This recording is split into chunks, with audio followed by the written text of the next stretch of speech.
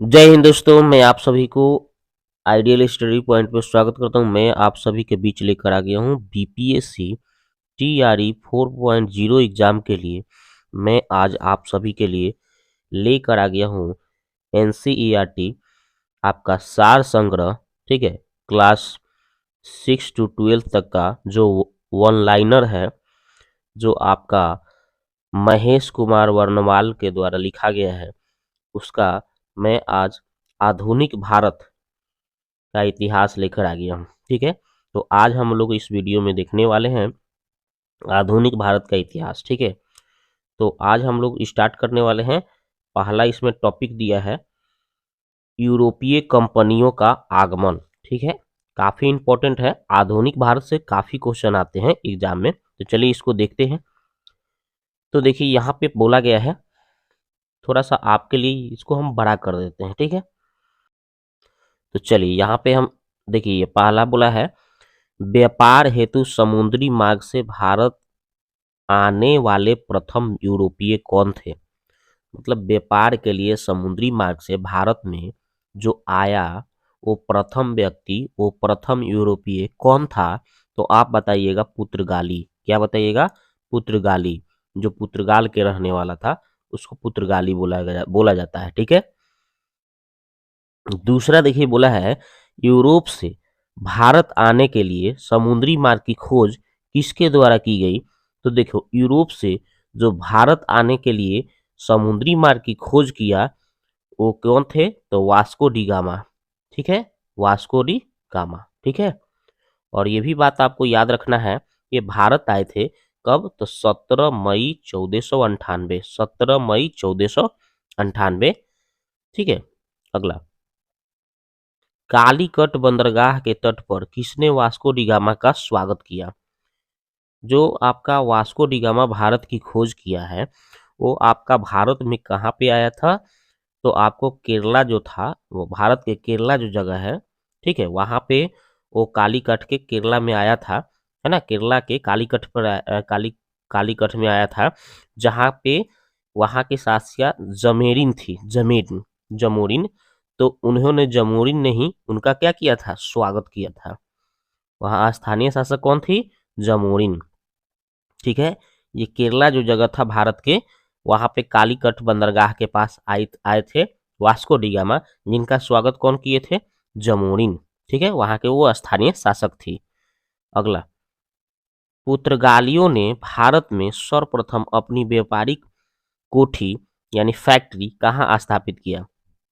देखिए, जो पुर्तगाली आए थे भारत, वो सबसे पहले अपना व्यापारिक कोठी यानी कि फैक्ट्री कहाँ पे लगाया था, कहाँ पे स्थापित किया था? तो याद रखिएगा, कोचीन, जिसको कोची के नाम से जानते हैं, कोचीन। तो पहला फैक्ट्री कहाँ लगाया था भारत में? कोचीन। ठीक है, अगला है पुर्तगाली उपनिवेश का प्रथम वायसराय भारत में कौन नियुक्त हुआ था। तो इसको याद रखना है, फ्रांसिस्को द अल्मिंडा। ठीक है, पुर्तगाली उपनिवेश का प्रथम वायसराय जो था आपका भारत में कौन नियुक्त हुआ था? पुर्तगाल से जो आया था उपनिवेश बन के, वो प्रथम भारत में जो वायसराय बन के आया था, वायसराय बना, ये कब बना था? 1505 ईस्वी में, जिसका क्या नाम था? Francisco de Almeida. ठीक है, फ्रांसिस्को द अल्मीडा। अगला है, भारत में तंबाकू की कृषि एवं प्रिंटिंग प्रेस को प्रारंभ करने का श्रेय पुर्तगालियों को दिया जाता है। याद रखिएगा, भारत में जो तंबाकू की कृषि होने लगा, तंबाकू की खेती माने खैनी का खेती जो होता है, वो कहाँ से पहले लाया गया था? तो पुर्तगालियों ने लाया था। यहाँ पे पुर्तगाल से वो सब उसका खैनी का बीज ओज लाया था। ठीक है, मतलब खैनी की खेती का देन उसी को कहा जाता है। या प्रिंटिंग प्रेस जो होता है, प्रिंट करने के लिए जो प्रेस होता है, प्रिंटिंग प्रेस, उसको भी कौन लाए थे? पुर्तगाली ही लाए थे। याद रखिएगा, भारत में, भारत में प्रथम प्रिंटिंग प्रेस की स्थापना कब हुआ था? तो 1556 ईस्वी में गोवा में हुआ था। प्रथम प्रिंटिंग प्रेस की स्थापना 1556 में कहाँ पे? तो आपका गोवा में हुआ था, गोवा जिला में। ठीक है, अगला है, हिंद महासागर में व्यापार को नियंत्रित करने के लिए शांत या नीले जल की नीति किसने लागू की थी? तो देखिए, हिंद महासागर में व्यापार को नियंत्रित करने के लिए शांत या नीले जल की नीति का लागू यानी ब्लू वाटर पॉलिसी किसने लागू किया था? तो वही आपका फ्रांसिस्को द अल्मीडा ने किया था, जो भारत का प्रथम आपका क्या बना था, वायसराय बना था ना भारत का प्रथम, है ना, जो पुर्तगाल के रहने वाला था, उसका क्या नाम था? Francisco de Almeida. उसी ने आपका ब्लू वाटर पॉलिसी लागू किया था। ठीक है, फ्रांसिस्को द अल्मीडा। अगला देखिए, विभिन्न देशों के खोजकर्ता। चलिए, इधर खोजकर्ता है, इधर देश का नाम है, काफी इंपॉर्टेंट है। तो पहला बोला है वास्को डी गामा, कथी के खोज किया? अभी भारत का खोज किया था। वास्को डी गामा किसका खोज किया? भारत का। कोलंबस किसका खोज किया? अमेरिका का। कोलंबस किसका खोज किया? अमेरिका का। आगे है captain James cook. Captain captain James cook किसका खोज किया? ऑस्ट्रेलिया का। कैप्टन जेम्स कुक ऑस्ट्रेलिया का। तस्मान किसका खोज किया था? तस्मानिया एवं न्यूजीलैंड। तस्मानिया एवं न्यूजीलैंड की खोज तस्मान ने किया। तस्मान ने तस्मानिया एवं न्यूजीलैंड का खोज किया। आगे है वर्थो Bartholomew Bartholomew Diaz. Bartholomew Diaz इसका खोज किया था? Cape of Good Hope. Cape of Good Hope यानी दक्षिण अफ्रीका। तो दक्षिण अफ्रीका की खोज किसने किया? तो याद रखना है बार्थोलोम्यू डियाज। बार्थोलोम्यू डियाज ने दक्षिण अफ्रीका यानी कि केप ऑफ गुड होप का खोज किया था, यानी दक्षिण अफ्रीका की खोज किया था बार्थोलोम्यू डियाज ने। आगे देखिए, भारत में पुर्तगाली शक्ति का वास्तविक संस्थापक किसे माना जाता है? किसको माना जाता है? तो अल्बुकर्क को माना जाता है। पुर्तगाली शक्ति का वास्तविक संस्थापक कौन था भाई? तो अल्बुकर्क। ठीक है, अल्बुकर्क। आगे है किस वायसराय के काल में गोवा को पुर्तगालियों का औपचारिक मुख्यालय बनाया गया? तो उस समय का वायसराय कौन था भाई? तो Nino de Cunha. Nino de Cunha जो था वायसराय जब था, उस समय गोवा को पुर्तगालियों का औपचारिक मुख्यालय बनाया गया था। ओके, आगे देखिए, पुर्तगालियों ने हिंद महासागर क्षेत्र में व्यापार पर नियंत्रित स्थापित करने के लिए कार्टेज आर्मेडा काफिला पद्धति प्रारंभ किया था। ठीक है, याद रखना है, पुर्तगालियों ने हिंद महासागर क्षेत्र में व्यापार पर नियंत्रित स्थापित करने के लिए कार्टेज आर्मेडा काफिला पद्धति शुरू किया था, यानी प्रारंभ किया था। पद्धतियों के पश्चात भारत में व्यापार करने आए डच कहाँ के निवासी थे? तो हालैंड का, यानी वर्तमान में जो नीदरलैंड में पड़ता है। ठीक है, वर्तमान में नीदरलैंड्स में पड़ता है, वहीं के थे। तो पुर्तगालियों के पश्चात माने पुर्तगाली के बाद जो भारत में व्यापार करने आए थे, कौन आए थे? डच आए थे। ठीक है, वो कहाँ के निवासी थे? तो हालैंड के निवासी थे, जो वर्तमान में अभी नीदरलैंड्स में पड़ता है। ठीक है,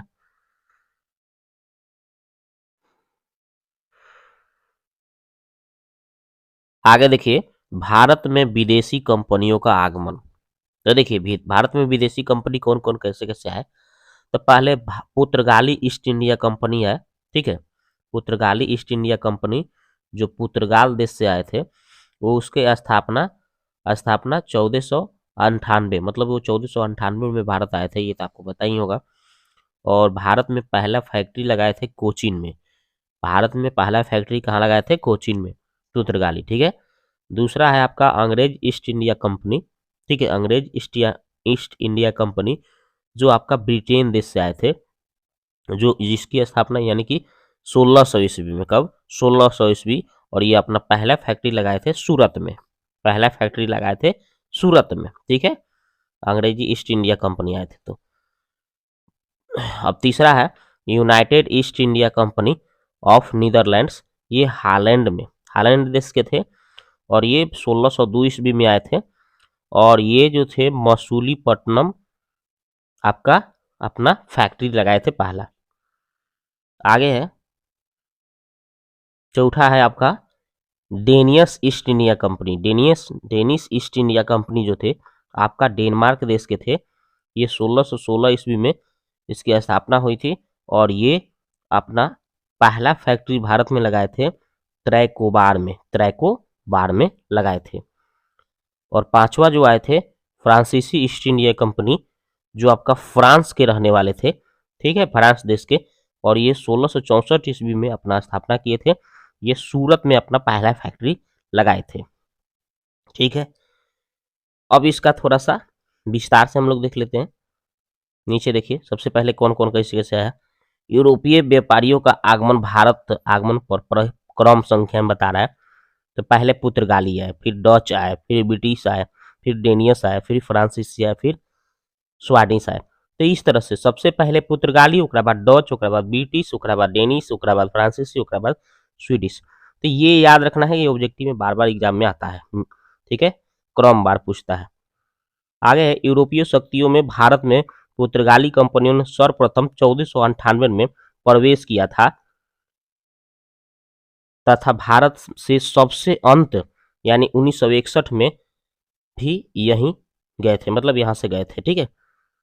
1498 में आए लेकिन सबसे लास्ट में गए 1961 ईस्वी में, ठीक है। तो आगे देखिए यहाँ पे किस यूरोपीय शक्ति द्वारा भारत में मसालों का निर्यात स्थान और कपड़ों के निर्यात को प्राथमिकता दी गई। तो डचों द्वारा। किस यूरोपीय शक्ति द्वारा भारत में मसालों के निर्यात के स्थान पर कपड़ों के निर्यात की प्राथमिकता दी गई। तो डच के द्वारा, ठीक है। आगे देखिए भारत के साथ व्यापार के लिए सर्वप्रथम संयुक्त पूंजी कंपनी किसने आरंभ की थी। तो डचों ने की थी। आगे देखिए वर्ष 1759 में बेदरा का युद्ध किन दो यूरोपीय शक्तियों के बीच लड़ा गया था। तो आपका डच और अंग्रेजों के द्वारा लड़ा गया था। बेदरा का युद्ध कब हुआ था याद रखिएगा। तो 1759 में। और किसके किसके बीच युद्ध हुआ था। तो डच और अंग्रेजों के द्वारा। लंदन में ब्रिटिश ईस्ट इंडिया कंपनी के गठन के समय भारत का सम्राट कौन था। तो अकबर था, ठीक है। तो लंदन में ब्रिटिश ईस्ट इंडिया कंपनी के गठन के समय भारत का सम्राट कौन था। अकबर था। अगला है ब्रिटिश सम्राट जेम्स प्रथम का दूत बनकर भारत में व्यापारी कोठी स्थापित करने के उद्देश्य से जहांगीर के दरबार में आने वाला ब्रिटिश नागरिक कौन था। तो कैप्टन हॉकिंस था, जो 1608 में वर्ष 1608 में बताया गया है, ठीक है।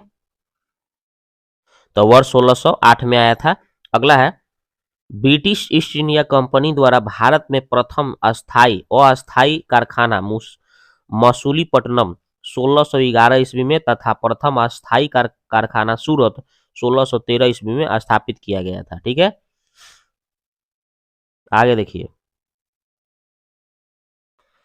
तो अगला है देखिए ईस्ट इंडिया कंपनी के किस अंग्रेज गवर्नर को औरंगजेब द्वारा भारत से निष्कासित किया गया। तो सर जॉन चाइल्ड को, ठीक है।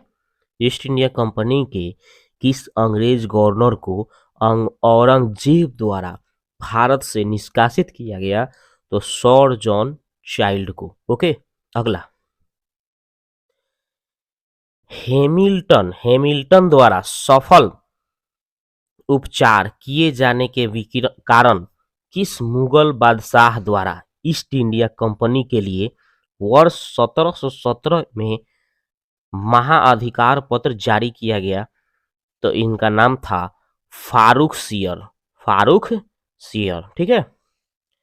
याद रखना है हेमिल्टन द्वारा सफल उपचार किए जाने के कारण किस मुगल बादशाह द्वारा ईस्ट इंडिया कंपनी के लिए वर्ष 1717 ईस्वी में महाअधिकार पत्र जारी किया गया। तो फारूक सियर के द्वारा, ठीक है। अगला देखिए ये देखिए 1661 ईस्वी में इंग्लैंड के राजा चार्ल्स द्वितीय का विवाह पुर्तगाली राजकुमारी कैथरीन के साथ हुआ। इस अवसर पर पुर्तगालियों ने चार्ल्स द्वितीय को दहेज के रूप में बम्बई द्वीप प्रदान किया। 1668 ईस्वी में चार्ल्स द्वितीय ने 10 पाउंड वार्षिक किराया लेकर मुंबई ईस्ट इंडिया कंपनी को दे दिया। ठीक है, अब देखिए यहाँ पे प्रमुख शहरों के संस्थापक। शहर इधर संस्थापक है। कलकत्ता का संस्थापक कौन थे? तो जॉब चार्नोक जो थे आपका कलकत्ता के संस्थापक कहलाते हैं। मद्रास के संस्थापक कौन है? तो फ्रांसिस डे। अगला नई दिल्ली के संस्थापक इनको माना जाता है एडविन लुटियंस व हॉर्बर्ट बेकर। ठीक है, अगला है मुंबई शहर के। तो मुंबई शहर के संस्थापक कौन है? गिराल्ड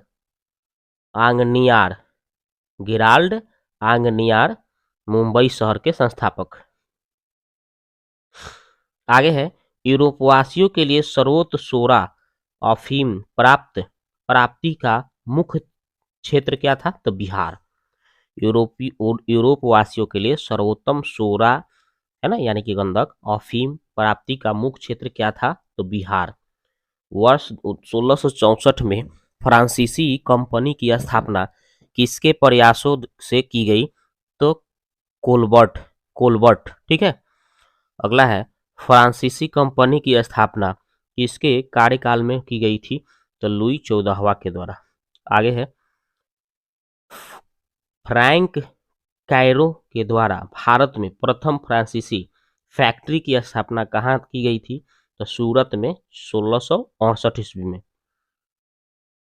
आगे है फ्रांसीसी गवर्नर डुप्ले ने पहली बार भू क्षेत्र अर्जित करने के लिए उद्देश्य से भारतीय राजाओं के विवादों में भाग लेने की नीति आरंभ किया था। ठीक है, आगे है फ्रांसीसियों द्वारा फोर्ट लुई नामक किला कहाँ बनवाया गया?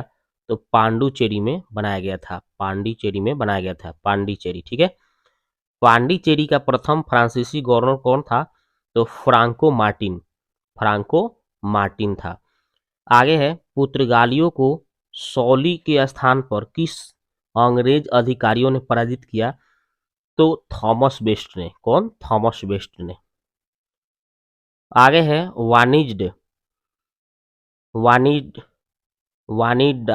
वानिडवास के युद्ध। वांडीवास के युद्ध 1760 ईस्वी में अंग्रेजों ने किसे पराजित किया? वांडीवास के युद्ध 1760 में अंग्रेजों ने किसे पराजित किया था? तो फ्रांस को किया था। आगे है कर्नाटक का युद्ध किनके मध्य लड़ा गया था? तो अंग्रेज एवं फ्रांस के बीच लड़ा गया था। प्रथम कर्नाटक युद्ध किस संधि के माध्यम से समाप्त हुई? तो एक्स ला सैपेल की संधि 1748 में। एक्स ला सैपेल की संधि 1748 ईस्वी में। ठीक है, आगे देखिए अब इधर क्रम है, प्रमुख कारण है किसका? कर्नाटक युद्ध का। संधि है, परिणाम है।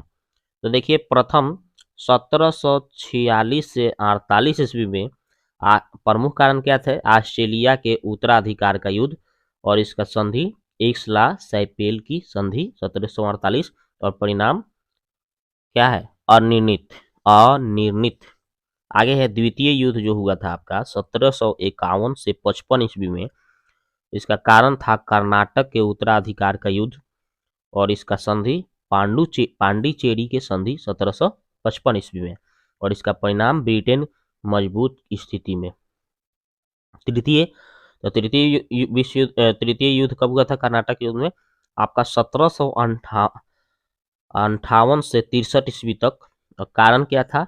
सप्तवर्षीय युद्ध एवं औपनिवेशिक कारण। और यहाँ पे संधि की बात कर रहा है तो पेरिस की संधि 1763 ईस्वी में हुआ और इसका परिणाम फ्रांस की पराजय। आगे है अंग्रेजी कंपनी का नाम governor and company of merchants of London training trending into the East Indies रखा गया। ठीक है, तो अंग्रेजी कंपनी का नाम क्या रखा गया? तो governor and company of merchants of London tradings into the East Indies. Okay, आगे देखिए, ये वाला जो है ईस्ट इंडिया कंपनी और बंगाल के नवाब, तो ये हम आपको दूसरे वीडियो में लेकर आएंगे। और इससे भी पहले जो अभी हम लोगों ने पढ़ा, जो हम लोगों ने अभी इसको पढ़ा, जो टॉपिक हम लोगों ने अभी क्लियर किया, इस टॉपिक का पहले हम लोग ऑब्जेक्टिव ही देख लेंगे। ठीक है, जो हम लोगों ने टॉपिक पढ़ा यूरोपीय कंपनी का आगमन, इसका हम ऑब्जेक्टिव भी लेकर आएंगे, फिर उसके बाद आगे टॉपिक पढ़ाएंगे। ठीक है।